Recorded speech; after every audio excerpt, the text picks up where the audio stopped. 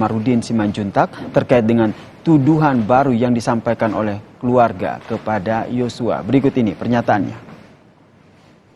Saya sudah memberikan ultimatum kepada Bapak Ferdy Sambo maupun dengan Ibu Putri Chandrawati supaya segera meminta maaf dan tidak terus lagi membuat planning atau hoax, tetapi karena mereka belum sadar juga, maka kami terpaksa harus melaporkan yang bersangkutan dengan tindak pidana membuat laporan palsu sebagaimana dimaksud pasal 317, 318 KUH pidana junto pasal 556. Surat kuasa kedua melaporkan mereka dengan dugaan tindak pidana menyebar hoax baik secara elektronik atau melanggar Undang-Undang ITE, kemudian melanggar juga pasal 14 ayat 1 Undang-Undang nomor 1 tahun 1946 tentang peraturan hukum pidana, yaitu menyebar informasi bohong.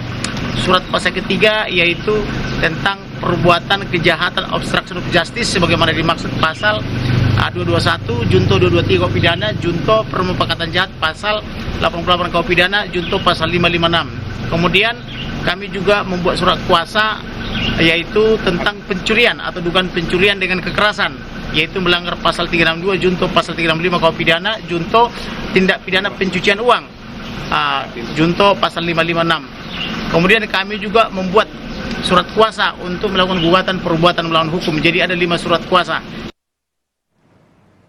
Kami sudah hadirkan semua informasi untuk Anda di Kompas Petang. Kami tutup Kompas Petang hari ini. Saya Yasir Neneama. Dan saya Saudara Adi Stilarasati. Tetap jaga protokol kesehatan. Terima kasih.